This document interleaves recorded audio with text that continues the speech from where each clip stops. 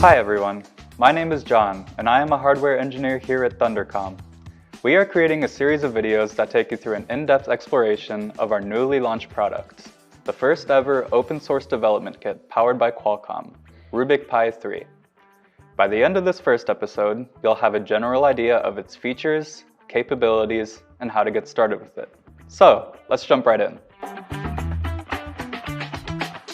With all the development kits on the market today, you may be wondering, what makes our device worth buying?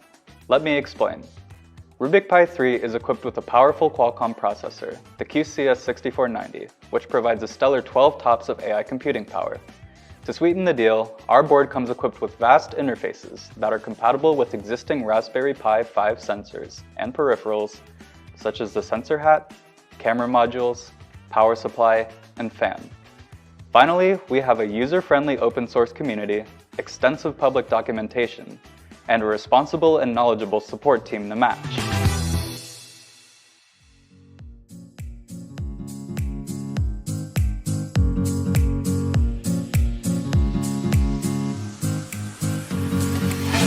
Let's take a moment to examine the box. On this side, you will find the serial number for your board. On this side, you will find the certification markings, as well as a QR code to our open source GitHub repository. Finally, on the back, you will see the FCC ID of the board, as well as a warning for all of our EU users. Now, let's take a look inside the box.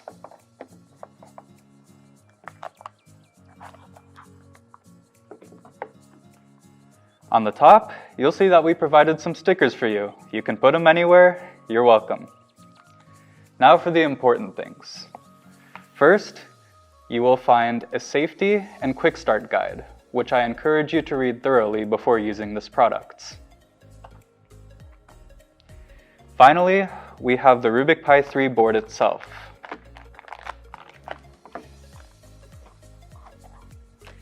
On the top, you'll notice a warning for electrostatic discharge, so please handle the product with care.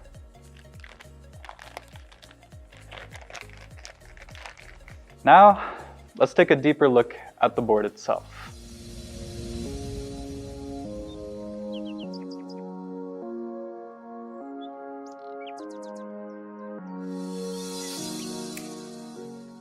In the middle, you will see the Thundercomm Turbo X C6490P SOM, which provides a stellar 12 TOPS of AI performance.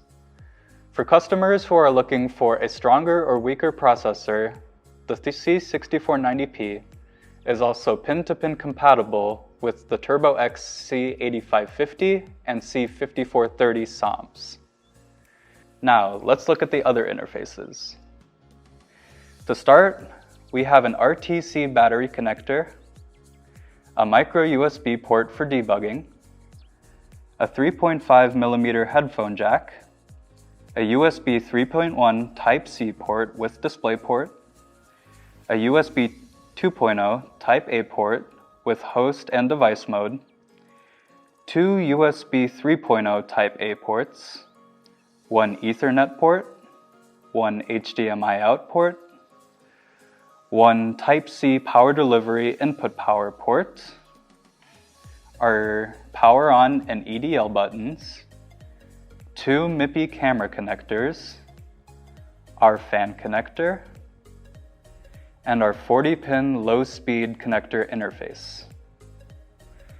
On the bottom of the board, we have an M.2 connector for solid-state drives. Now that we've gone over the interfaces for this board, let's see how we can boot it up.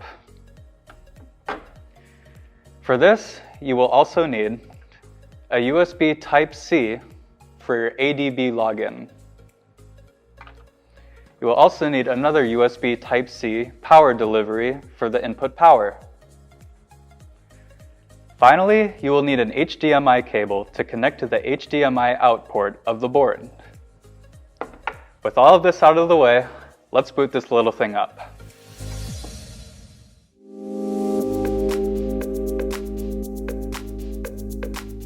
First, we have to plug in all of our cables, saving the power supply for last.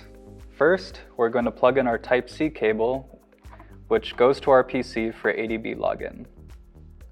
Next, we're going to plug in our HDMI out cable, which goes to a display so that we can see the RUBIK Pi 3 screen. Next, we're going to plug in our camera FPC, ensuring that the contacts are pointed towards the center of the board. Then we push down on the black tab, and if you install it correctly, you should be able to pull on the cable without it coming loose. Finally, we can plug in our power supply.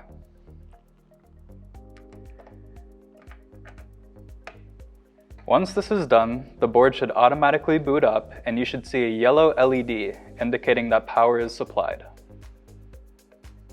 Now that we successfully got the device to boot up, let's try logging into it. If you already have the platform tools for ADB downloaded, the first command we're going to do is ADB devices. If the drivers are successfully installed, you should see one device, which is your RUBIK Pi 3. Next, we're going to do ADB roots, and then ADB shell to go into the device.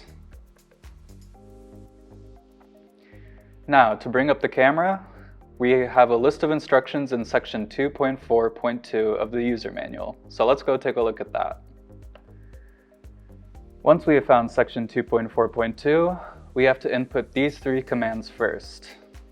Just copy the text here.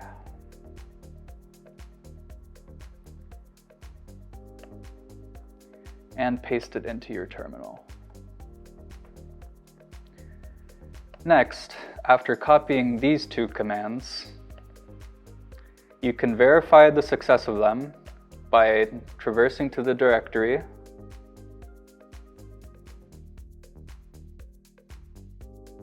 list sources, and you'll see the camx override settings.txt.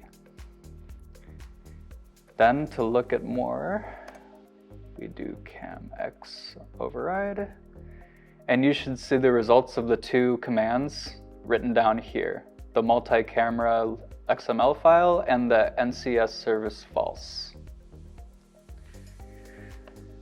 Once those are verified, we can continue to the next set of instructions, which are here.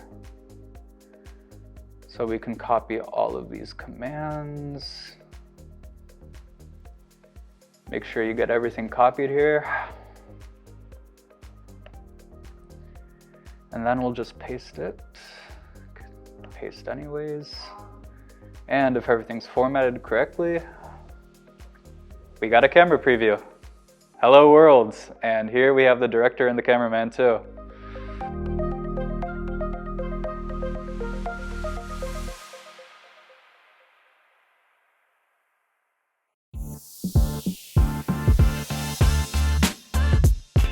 Well, that's enough talking for an introduction, don't you think? I hope by now you have a good idea about the overall device and its features, as well as the satisfaction of that initial boot. For the next episode, we will further explore the hardware interfaces and how to bring them up. Until then, try not to break your board and enjoy! Oh yeah, I almost forgot. The boss told me to be quiet about this, but he's not here right now. For you Debian enthusiasts, we have a Debian 12 Linux build coming very, very soon. That's all for today.